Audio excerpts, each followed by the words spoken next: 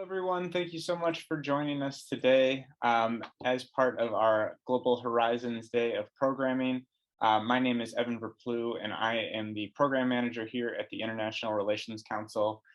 Whether you are here in the Zoom room, whether you are watching live on Facebook, or whether you're viewing the recording, we really appreciate your involvement with the IRC programs, and specifically our Global Horizons Day, which seeks to kind of run the gamut of what we do here at the IRC. For those who aren't aware, the International Relations Council strengthens Kansas City's global perspective by maintaining an active dialogue around world events, global issues, and their impact on our community. As a nonpartisan educational nonprofit organization, the IRC values informed civil discourse, accessibility, and substance as we work to sharpen our community's 21st century global acumen. This is the second year of us presenting our Global Horizons Day of Programming. And as I mentioned, it explores the full range of IRC programming and the diversity of the wider world. The events are running on Zoom throughout the day, so please stop by as your time and schedule allows. We do have one more program after this, which will be a film discussion on the 2003 German film Goodbye Lenin. Thanks to the support of our generous donors, this day is free and open to the public. As soon as I'm done giving my little spiel here, I will place the more information about the IRC, and if you'd like to get involved at a deeper level, how you can do that. Today, we are very, very pleased to have a program that I've been very much looking forward to. It's a discussion with some wonderful members of the art scene in Kansas City in a program that we're calling Global Bridges Through Performing Arts.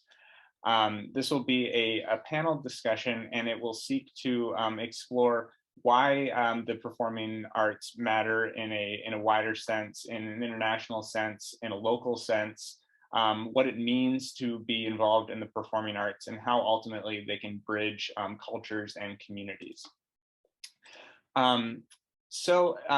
Throughout the program, if you have any questions, please use the Q&A function in the bottom of your screen. We'll do our best to get to as many questions as we can throughout this program. And if you happen to be viewing this as a recording, feel free to send the IRC an email, and we'll try to get any questions that you may have answered. So now, without further ado, I'm going to go ahead and introduce our panelists for this evening.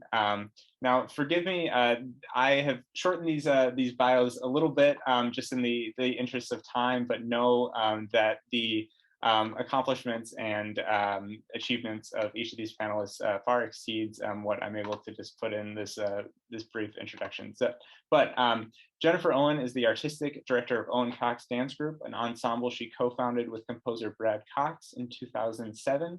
She's choreographed over 50 new works for Owen Cox Dance Group, including 2 commissions by the Nelson-Atkins Museum of Art and works commissioned by Island Moving Co. of Newport, Rhode Island, Kansas City Dance Festival, Kansas City Baroque Consortium, and the Kansas City Chamber Orchestra. She's also created 9 new works for the Kansas City Ballet's In the Wings choreographic workshop, and a winning entry for the 2006 Columbus Choreography Project. Jennifer, thank you so much for being here.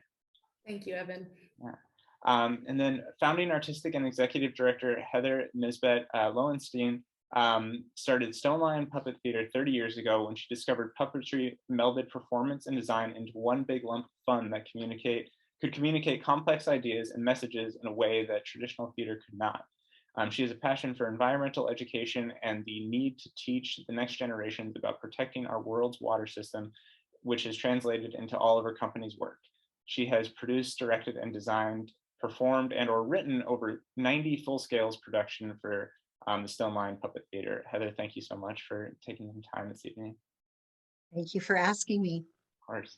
And then Audrey Crabtree, currently serves as the Executive Director of the KC Fringe Festival. Audrey has worked with Clowns Without Borders since 2009, touring in Colombia, India, Mexico, and New York City. In St. Louis, she is also a performer and producer of the commerce-free Artica, which features 2 days of art, sculpture, music performance, and interactive art. She founded and directed the New York Clown Theater Festival for 10 years, producing over 250 individual companies from 18 countries, along with parades, lectures, masterclasses, and of course the biannual giant public pie fight, which I would love to know a little bit more about. She was the clown director and writer for the Spanish language version of La Strada, which won multiple awards in New York City as well. Audrey, thank you so much for taking some time as well. We appreciate Thanks you for all including me. for being here so much, and we'll dive right in. I'd like to start just with a question that talks about this notion of the performing arts and kind of what it means to each of you, and maybe just a little bit about what drew you to initially become involved in the performing arts. And I'll leave that open for who wants to take that first. I'm happy to start. I fell in love with dance at a very early age. When I went to see the Nutcracker, my parents took me when I was 4, and I just knew then that I wanted to be on stage dancing. It was like a bug. And I've always loved music, and I had a 13-year ballet career, and now I choreograph, and we do collaborations with live music. So the performing arts have always been central to my life. It's my way of expressing myself. It's the way that I feel most alive. So that's why it's important to me. Wonderful, Jennifer. I'd like to address that question you asked about how do you define the performing arts. I think that's a really wonderful way to start this off. In thinking about performing arts, for me, it is a live interactive experience. There is so many different kinds of art in the world, and all of it is important.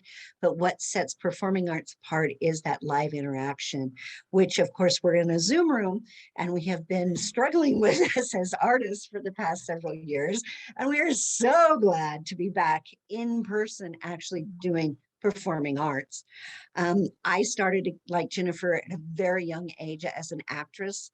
I actually started when getting a professional career when I was in 3rd grade, and came kind of late to puppetry after college, when I discovered this amazing art form that could really take the imagination just a little bit further than I think in some ways that stage plays can, especially for children. Mm-hmm. Great. Yeah, I feel like the performing arts, it has such a wide range of possibility. You know, one of the things that I worked with Clowns Without Borders is very similar to hospital clowning, where that's like a one-on-one or two-on-one interaction, and that also is performing arts. I fell in love with theater as a shy person, as a way that I could become another person and also connect with other people. And so in that way, I've always loved, as a performer, the ability to experience someone else's perspective and take on the world. Wonderful. Thank you so much.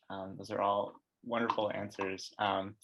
So now moving into the international aspect, you know, what are the ways that the performing arts are international or intercultural? How does art bridge cultures? How does art bridge different countries? I know each of you individually have worked fairly extensively with overseas or in partners with places overseas. And can you talk about what unique aspects art is able to kind of tap into in regards to that? I'll start. Oh, go ahead. Well, I was just going to say that the field of ballet, that was my chosen form. It's codified. So internationally, you can go into a ballet studio anywhere in the world and understand what's going on, understand the combinations. And that was my experience. I studied in Russia out of high school in Moscow, and my first 2 jobs were in Russia. But ballet in particular, I would say music as well. I mean, it's international language. And so much of the performing arts is experienced, and even if you don't understand the language, it connects people in that way. Definitely, I agree. It takes away the language barrier, and also worldwide, everyone has an instinct to play. So, playful engagement, whether that's even just watching, and that can be dance and puppetry and theater, all kinds of things. I think that good art speaks to your soul. It elicits emotion, and that is across every culture worldwide. So once you're bringing some sort of artistic experience into a culture, whether or not you have a language barrier, whether or not it is a dance or music or nonverbal theater or English-based theater, you're still communicating because you're speaking on an emotional level. And that is something very different than any other um, uh, international kind of dialogue that we have going on. Thank you so much. I alluded a bit to it in your introductions, but I would love to hear a little bit individually more about some of the most profound experiences that you've had in an international scope, and touching on some of the either the work that you've done in the past, either the work that you have going now, or work that you're hoping to do in the future as it relates to these sort of international connections. I think for me, I had the great honor and pleasure of working with Clowns Without Borders, and that was a lot of going into spaces where people are in a desperate situation, either financially or politically, and just a very instant connection that could happen with people that is, for me, has always been hard to put words around, but it is deep and meaningful, and how quickly those connections can be made. When the first time I traveled to India, they were not even aware of clowns, so it was completely strange territory, and it was just a few moments of seeing a sparkle and a playfulness that people connected, and just the beauty of seeing people relax, laugh, have pleasure in a moment when everything around them is chaos. That's been extremely powerful. Yes. I too have done a lot of work in situations where the people we are reaching perhaps have not been exposed to the arts before, certainly not puppetry. A lot of my work, as you had mentioned, is environmental education based. So not only are we going into places like the rainforest of Laos and doing performances literally in the jungle for children who have never experienced anything like a play or a dance or a performance. They've seen some television and movies, but even that is not something that is readily available.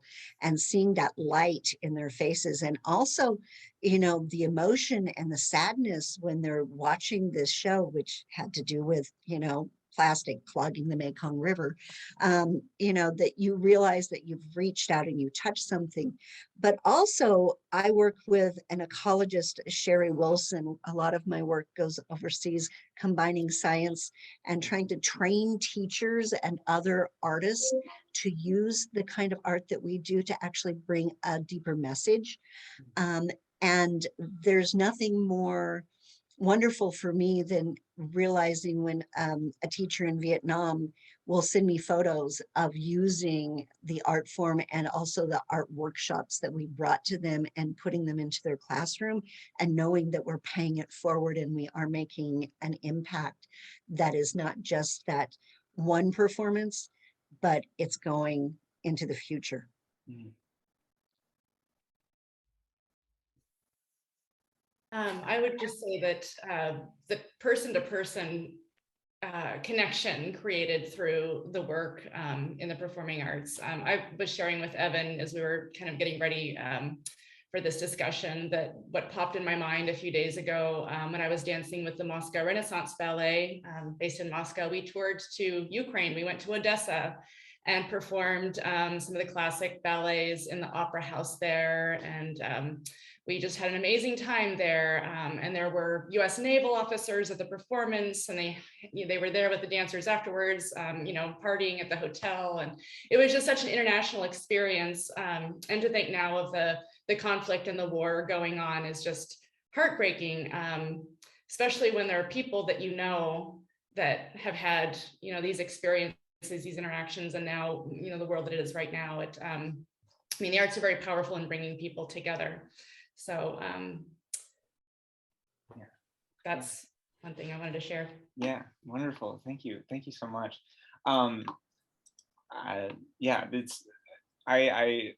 love having these conversations so much, particularly with people involved in the arts, because everyone, of course, has a different perspective. But I think everyone is kind of getting at this same notion of the sort of intangible connections that can be made, whether it's through the performing arts, through music, through the visual arts. And so I'm just very excited to be having this conversation.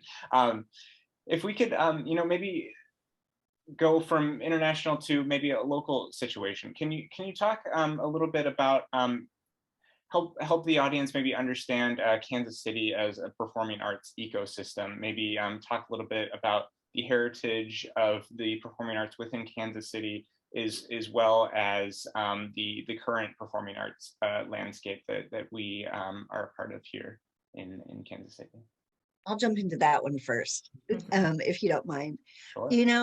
I love this community. This artistic community in Kansas City is an incredibly rich and diverse community.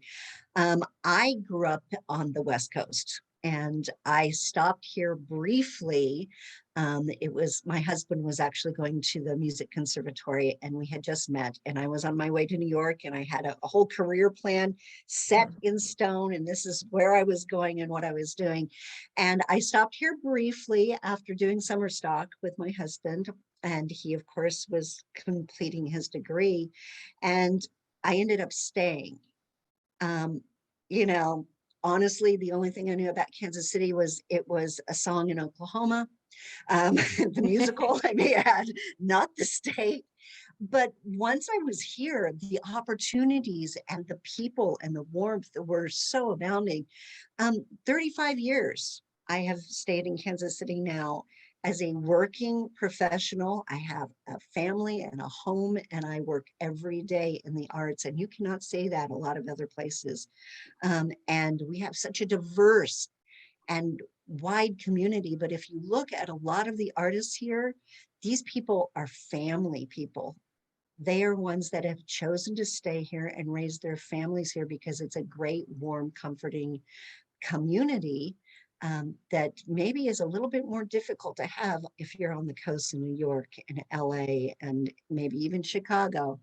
And I think that is the heart. I know the heart of America, but I really think that that's the heart of our art scene here, is because it is a wide generational and welcoming family community. I would also say that collaboration is it happens a lot. I know our company, Owen Cox Dance Group, it's central to our mission is to collaborate with other artists, musicians. And so we've worked with quite a few organizations, and I haven't had the opportunity to work with Heather or Audrey yet, but so it'll be a great chance to maybe talk about that in the future. But there is definitely an ecosystem, and Kansas City is fertile ground for creativity, and there's great support here. Like Heather, I'm from the West Coast, and I never thought I would live in the Midwest. I always swore I would not live in the Midwest, and here I am. I moved here in 1996, and it is home. So there are many, many gifts to be had here. That's great. I'm a little bit opposite of you maybe because I grew up here in Kansas City and I left in the early 90s and I had to go. I went to New York and I lived in Minneapolis for a while. I was in New York for 20 years, lived in Dominican Republic, toured all over. And so I just moved back here March 1st to work with the Kansas City Fringe Festival. I've had the pleasure of working with Heather over the last 5 years when I've been back in the Midwest. And I feel like the city has grown so much. Of course, I was young and just, I knew some about the community, but I feel like since I've been here and just talking and meeting with all these people, there's just so much going on. Friends of mine in New York are like, "Are you doing okay? Is there enough art?" I'm like, "I can't even get to everything here." And I've seen so many wonderful things since I've been here. So I'm excited about the Fringe and also some of the artists that are coming in from all over to enjoy this city. Yeah, I couldn't agree more. As someone who's still pretty new to the Kansas City area, I've just been here for about 2.5 years, and um, as a musician, I felt quite welcomed into the artistic ecosystem here, and I look forward to continuing to explore it further. And with the notion of how much there is going on, it is truly incredible. And I'm like you, Audrey. There's so much that either I learn about the next day, then I'm like, oh, I wish I would have been there, or just don't simply have the time for it. And that's a great problem to have. So I completely agree with that notion. With kind of stemming off that, why is it important for a city such as Kansas City that is very far away from borders and coasts to make these efforts to kind of build these global bridges and make these connections? Do you consider it, and this is sort of a leading question, but do you consider it particularly important for Kansas City to be making these connections? I think it's very important. There's a lot that we have to share. And I'm very passionate about international relations. If I didn't go into dance, I would have wanted to major in international relations and political science in college, which I didn't, but so my being able to try to bring those two together. We have been pursuing public diplomacy grants through the State Department. I know Heather has done the same as well. And we were supposed to go to Ukraine in April of 2020 and had to postpone because of the pandemic. And now with the war, we have no idea. And actually we're partnering with Heather, Stone Line Puppets, and our friend Sherry Wilson to raise money for our friends there because we have mutual partners. And so this is I think really important that they know that they're being supported. That gives them so much morale and sense of that the world is behind them. But I think Kansas City having ties with other countries is very important because we live in a global society now. It doesn't matter where on the planet you live because we're all connected by the internet. You can Zoom with anyone, anywhere. So very important to have those ties. As an environmentalist, using art to try and bridge those ties, I don't know how we can possibly think that we're going to be able to solve or, even make a small difference on our climate issues that we have going forward if we are not in a global community. And it's business relationships, it's social relationships, it's cultural relationships that are going to make the difference to make sure that we still have a viable ecosystem for our children and our grandchildren. So for me, making those ties globally and trying to start those conversations and continue those conversations, not just through art, but through, through the bucks, through the business, through education, and through, the social services, we've got to do that. And if Stone Lion can make a small bit of difference in making those bridges connect, that's why we are here. we are now going, I'm leaving for Kenya in 3 weeks. Yeah, it's 3 weeks today. I will be landing in Kenya for a project with the Impala Research Center that's funded by the State Department in trying to educate on the need for, sustaining the biodiversity of that region and bringing it back here and connecting it with what we have to do here at home in order to have clean water and biodiversity and healthy food. Those are the kinds of connections that we need to make. And the scientists that are studying at Impala are the ones that are making a difference here at home as well. So we're not isolated. We are all connected right now. And so I don't know anyone anywhere who can say, it's not my problem and I don't need to know what's going on the other side of the world. Whether it is in Ukraine, where I was in 2018, or whether it's in Fiji or Laos or Vietnam or Guatemala or New York or St. Louis, right here. Those are both really big and beautiful connections you both have. I think, to be honest, most of my work has focused on a more human, human direct, just understanding that we are all similar, that we are all connected together. And I think the more access people to have to one another, direct access, just helps understanding in biases, in stereotypes, and that's a big important thing for me. And I want clean water and clean air.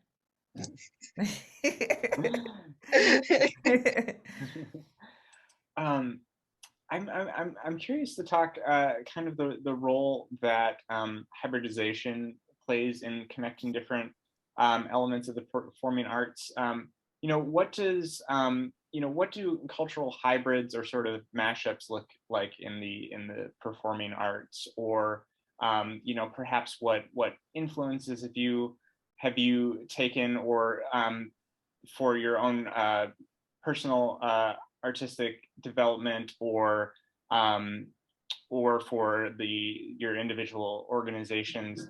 I'm curious to this idea of sort of cross cultural elements within the arts, and I was wondering if touch on that a little bit. I can. I did a show with a collaborator of mine from Mexico, and it was a nonverbal physical comedy show, and we were two birds trapped in a cage. She was Mexican, very much about nature. I was New York, very much about my giant Starbucks and my phone and bling. And it was really interesting. We performed that show in New York. We performed it in Mexico, and then we performed it in Colombia at an international conference. So it was very interesting, the different reactions. So I think also working with international artists, there has been so many collaborations and sometimes marriages and sometimes deep, long-lasting friendships from getting people together because they just open their hearts, because we have this short, that's the amazing thing. I know dance is like this too, and in all kinds of theater where we just open up quickly and become very close very fast. I could think of one project in particular that kind of represents that approach. I was dancing with the Hong Kong Ballet from 2003 to 2004, and my husband, who's a musician and composer, was living there as well. And he was so just taken by all the sounds of the city that he went around over that year with his recorder, just recording the sounds of street musicians, of construction, of just everything that he was hearing. And then he turned it into an audio diary. It was called Hong Kong Audio Diary. And it also had some musicians performing along with it. And that was one of the pieces we did in our debut performance in 2007 was Hong Kong Audio Diary with dance. And I had incorporated some elements of Tai Chi because I had been studying some Tai Chi there. And the piece was just about a collision of culture and also misunderstanding, because as foreigners there, we didn't understand some of the more ancient traditions. You know, there was a sword martial artist who would practice with his swords outside our apartment building every morning. And he was so incredible to watch, but we had no understanding of what he was doing. And so it was just that piece, I think, highlighted that kind of hybridization. I think another approach that we did, this was a collaboration with Victoria Botero, who is a soprano, and she had curated this music that was traditionally sung by Muslim, Jewish, and Christian women. So it was all music from these different cultures, different religions, but were, you know, very old songs that women would sing. And so I choreographed to that music that she had put together and performed. And that was a really special experience as well. So bringing together those different elements. You know, hybridization is the definition of puppetry in my mind, because puppetry brings together all of those things, whether it's movement, it is theater, it's music, it's dance. It's why I got into puppetry, because I couldn't make up my mind to bring them all together. So we have been very lucky, and I think the art form really shows that in being able to collaborate with such a wide, diverse amount of different kinds of artists, and also those off the street. One of my favorite, as far as hybridization goes, one of my favorite projects that Stone Lion has ever done, which was canceled due to COVID, was Mother's Day for Mother Earth, where for many, many years, we would get together all different kinds of artists in this town, original composers, dancers. We would collaborate with dance studios, with Tai Chi artists, with we would bring everyone together, and then we would call for volunteers, and we would have like over 150 people in a show. Most of them had never been in a theater piece before, and they would bring their kids, and we would have 5 generations of family putting together a giant puppet show on the lawn of the Nelson-Atkins Museum of Art for thousands of people, you know. And they're professionals working with little kids that were inspiring them to become artists in whatever art form that they had. If you didn't want to be on stage, we had, you know, community people working with scenic artists, building, you know, incredible backdrops, and actually coming in to do the work and building giant puppets in our studio, because that really brought everyone in the community together in whatever aspect to really put on art for the city, and for, you know, it always had a positive message for the planet, you know. So that's really shaped, you know, our mission at Stone Lion. Right now, I'm doing a really odd one. I met a puppeteer in Nairobi on Zoom during COVID, who literally was, you know, shut down completely, and we connected through a Zoom room somewhere and just started a conversation. Hey, I might be going to Kenya. Hey, I live in Kenya, you know. And we just had no real tie yet, but we were just talking.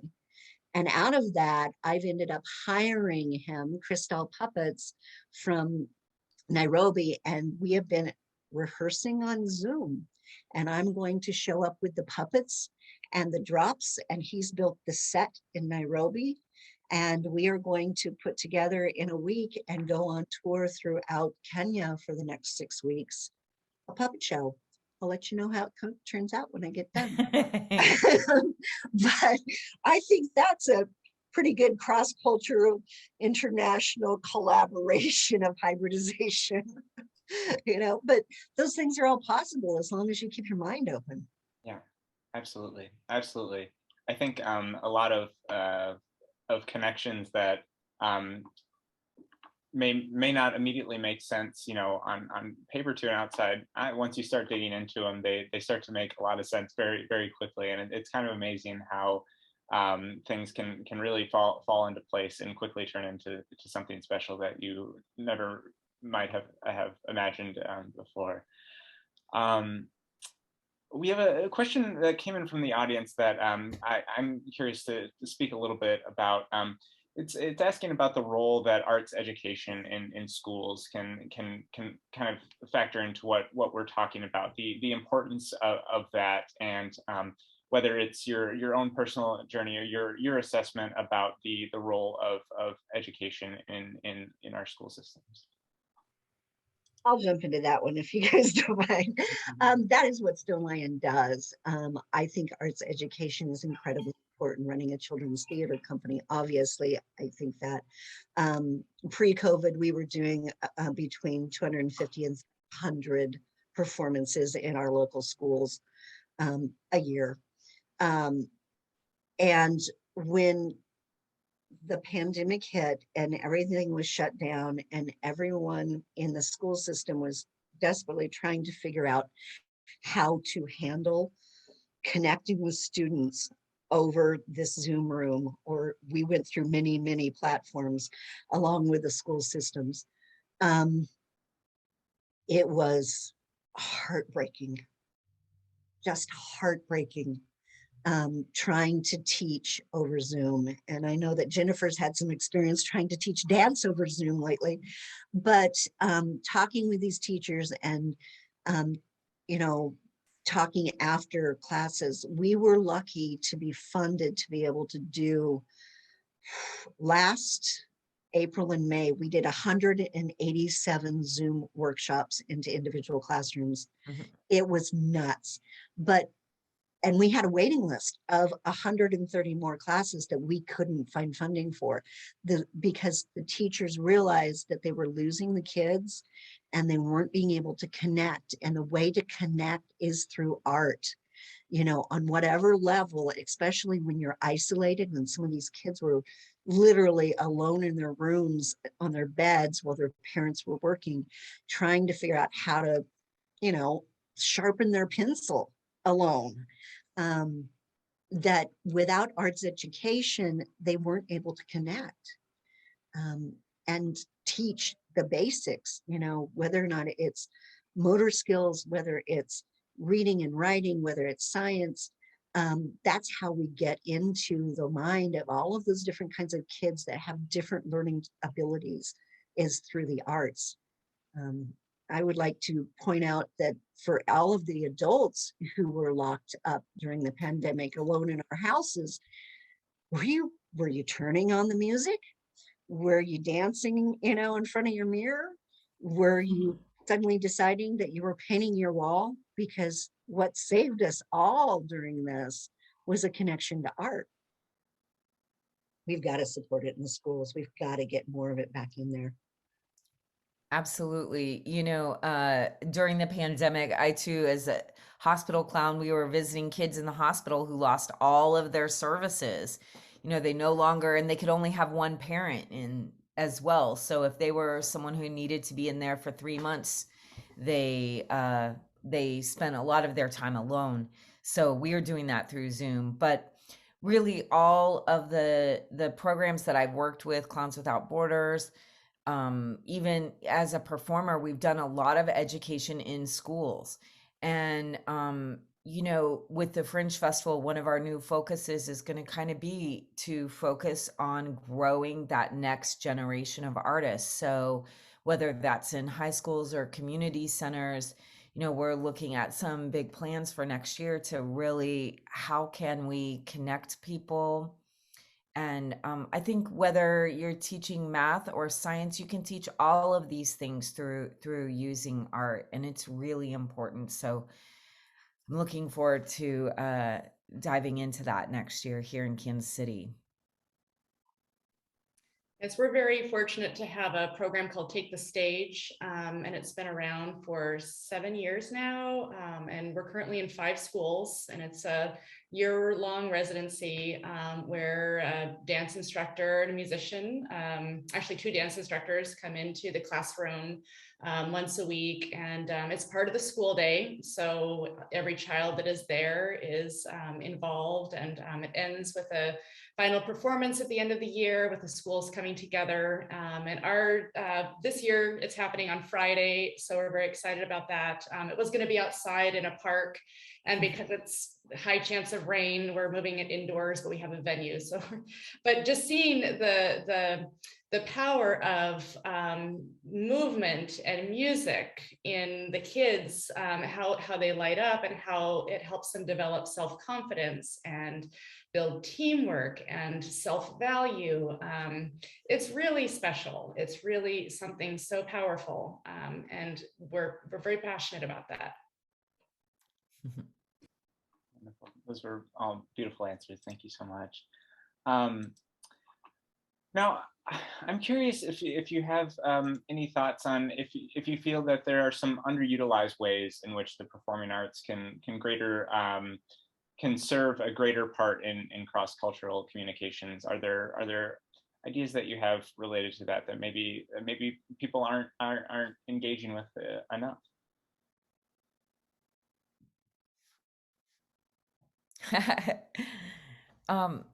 Can you say that question again for me? Sure. Sorry. Yeah. What are some underutilized ways in which the performing arts can serve a greater part in cross-cultural communication? I think the collaborations, I know that Clowns Without Borders has worked a lot with immigration communities or refugees. And I know that was a way to connect and draw people out. I'm not sure. You know, do we have a refugee community here in Kansas City? Yeah. Have you worked with them? Oh, great. Yeah, there's several groups that work with refugees here in Kansas City.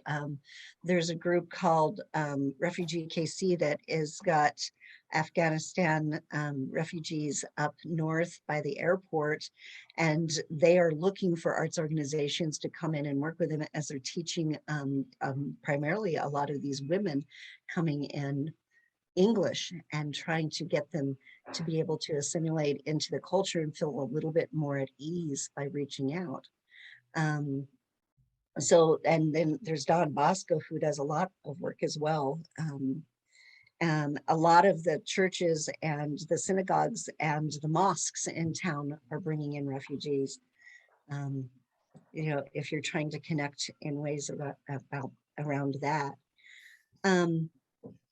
You know, Ben Martin brought up a very good comment about how to do those cross-cultural connections in our comments that I was just reading about, how he was saying that we may be underestimating the power of arts education programs to actually do significant outreach across the world.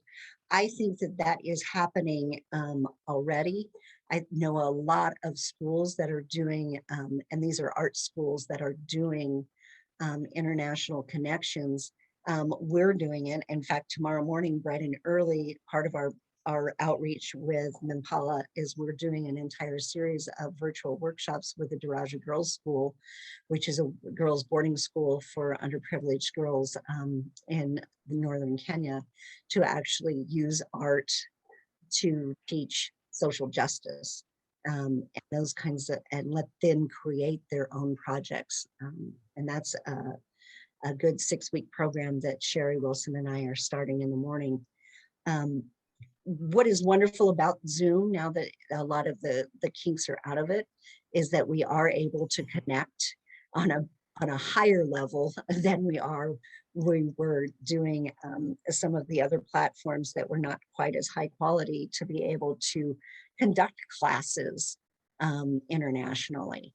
I know for a fact that Sherry Wilson, pre-COVID, was conducting English Ukrainian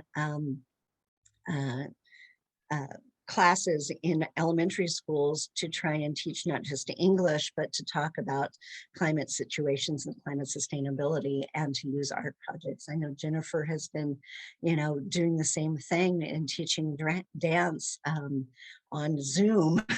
I think that because of this is one of the positive things that has come out of the pandemic, is that the technology is much better to be able to reach out to a lot of other people across the world. And I don't think that that's going to go away. I think it's just going to expand. So I think that that's one great way that we can continue doing that. Mhm. Audrey, another organization in KCK is called Hope Print, and they serve refugees. We did a Take the Stage workshop with them last summer for the kids. So it's not very well known, but a good organization. I was curious if there were any particular initiatives, endeavors that either yourselves personally or for your organizations are really looking to undertake here in the next, whether it's the next year, whether it's the next 5 years, whether it's the next 20 years. What do you see as future things that you're really hoping to become involved with or take initiative on?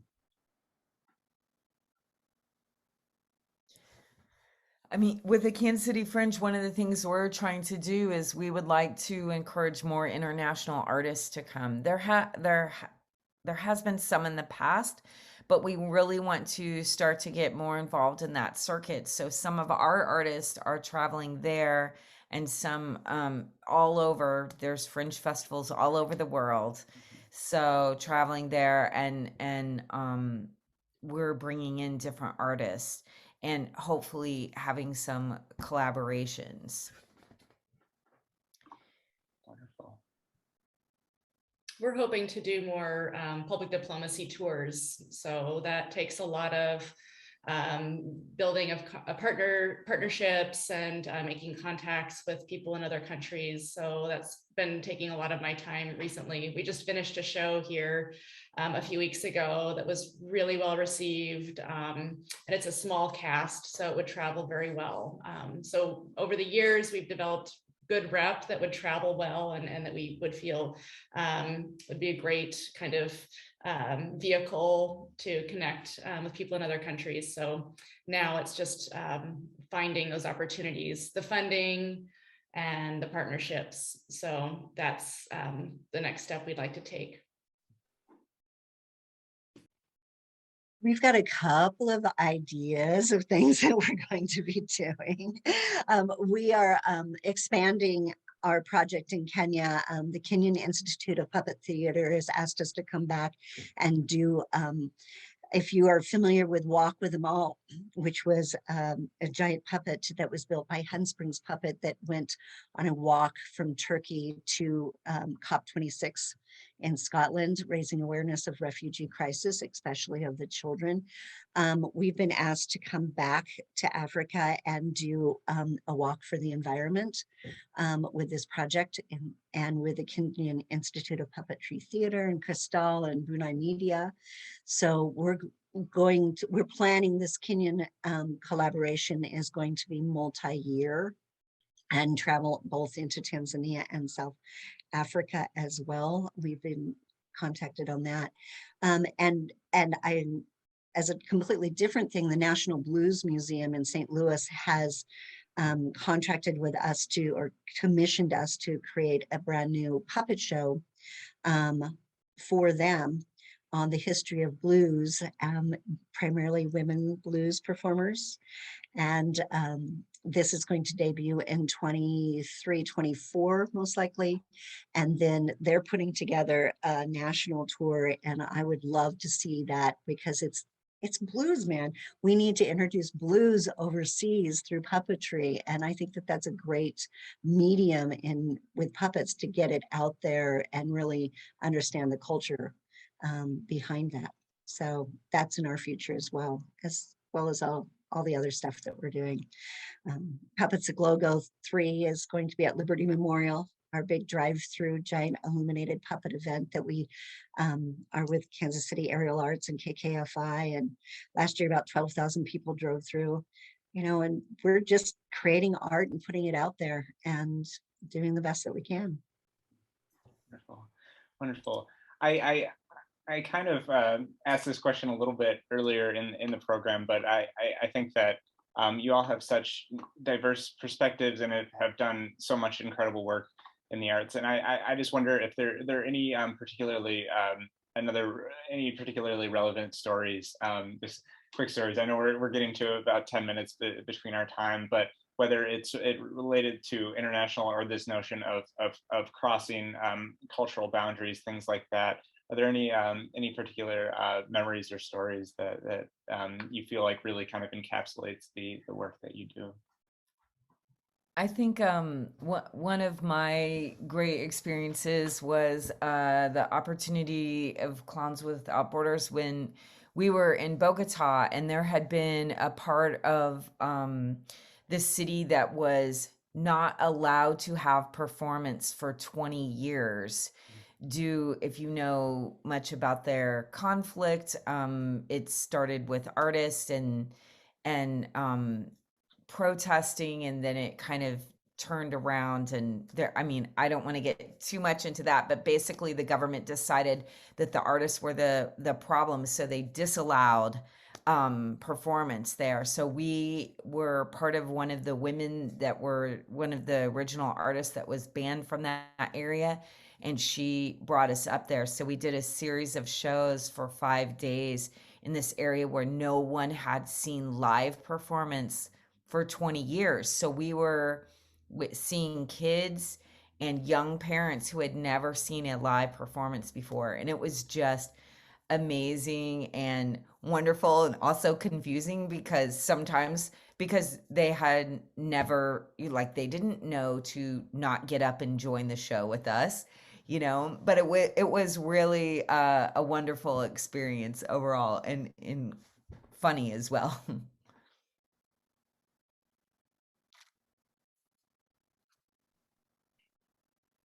I had the opportunity to guest with the National Ballet of Turkmenistan in the early 90s. This was shortly after the fall of the Soviet Union. And I was there for 3 months. And the ballet company was losing all of its dancers because with the dissolution of the Soviet Union, dancers were going back to their homes in various republics, which were now independent countries. And they needed dancers. So I was lucky to danced the lead role in Giselle and the lead role in Don Quixote, and the ballet mistress who coached me had studied in Leningrad at the time, now St. Petersburg, but and she was Turkmen.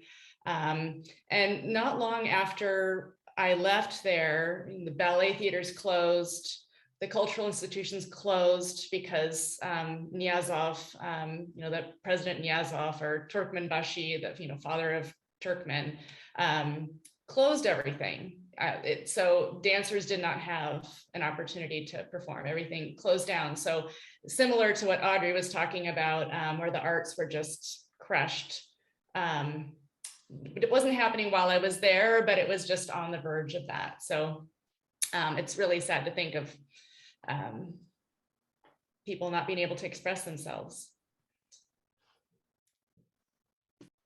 Following that just a little bit. I've had such great experiences. And we were working in Ukraine in 2018. I was able to meet the puppeteers of the Kiev State Puppet Theater in downtown Kiev, right off Maidan Square. And we struck up conversations, and we've kept up with each other, along with a lot of the teachers that we work with in Boris Grynchenko University in Poltava. And as Jennifer had said, we are raising funds for sending money directly to Poltava for the refugees, which has become, that university has become a displaced persons refugee camp. But, knowing that we were able to work with these people, and they we put on an art exhibit of displaced young artists from the Donbass at that time. I was able to perform there. We were performing in the at the puppet theater. They were coming into our workshops and really creating this real great connection. And then I think about it now and go, where are they? They've dropped off social media, as some of them are still on there. What's happening? And it really makes you, there's a lot of conflict in our world, but when you have a personal connection with someone, whether it's through the arts or through a global tie that you've made in some other way, which is why I think it's also really important for these international relations and public diplomacy, whether it's through Global Ties, which is another great organization in the city to get involved in. It brings the world together, and it makes what's happening overseas in your living room. So you're going to step up and make a difference and be more of a global citizen. And that connection with the people that we were working with in Ukraine is in our minds every single day. And it's so easy to say it's somewhere else, it's not our problem. And that is one of the greatest reasons to have public diplomacy and international connections, whether it's through the arts or anything else.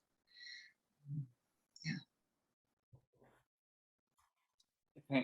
Thank you so much for those insights. I think this discussion is so much worthy of just the hour that we have today, and I just want to thank you all so much for the time that you've taken to talk through both your personal experiences, your perspectives on the importance of art and how it can truly serve as an amazing bridge and develop cultural understanding, cultural curiosity, all of these elements that are so important to a vibrant society. And I don't think people can speak enough about the power of the arts and what they can offer people.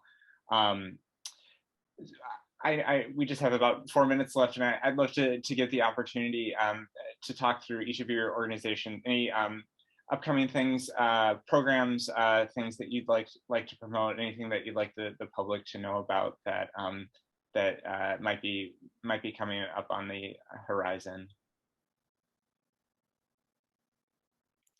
I'll go first.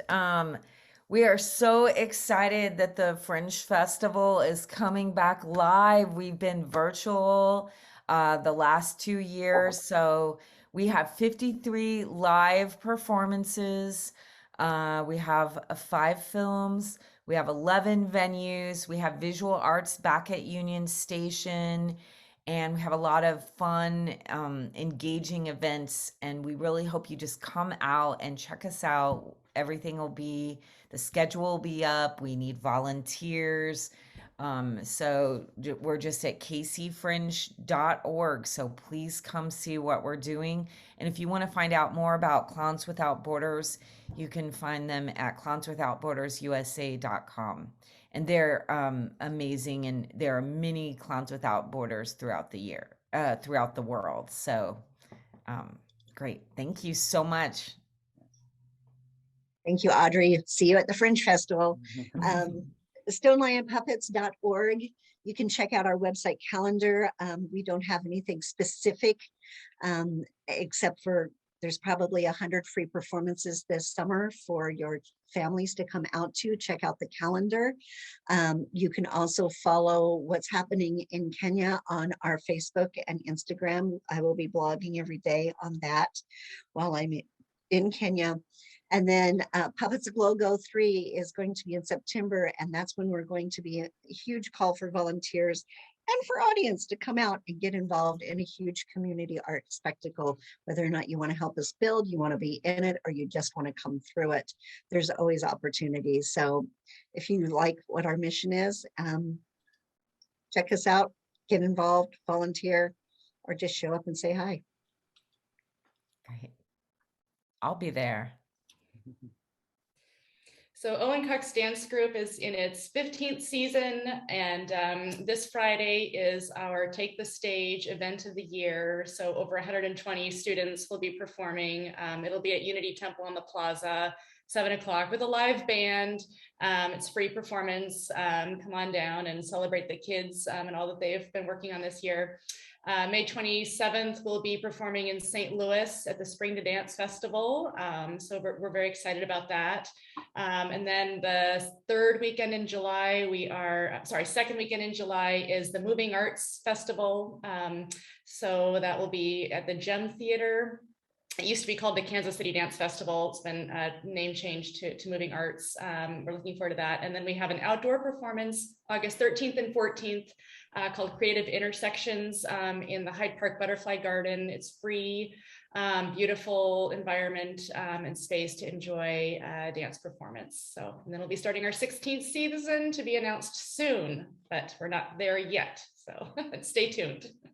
Great. Can't wait to check some of that out. Thanks. Well, Jennifer, Heather, Audrey, thank you so much for taking the time to be with us today and sharing your insights, sharing your experiences. It was incredible discussion, and we really appreciate it. And we appreciate anyone who is on the Zoom or watching the recording, watching live on Facebook. Thanks so much for taking the time and supporting the IRC. We invite you, if you're so interested, to hop on to our film club discussion here that's going to be starting in about a half an hour. Even if you haven't happened to watch the film, I'm sure it'll be a compelling discussion and might give you some insights should you choose to do so. If you're interested in any future IRC programs, you can head to our website, irckc.org. Also visit our YouTube channel. This recording will be posted up there tomorrow. So please take the time to revisit it. And again, thank you so much for being here, and please enjoy the remainder of your evening. Thank you, Evan. Yeah. Thank you, Evan. Thank you. So nice to meet you, Jennifer. Nice to meet Yeah, you as everyone. well. Bye, Heather. I'll see you soon.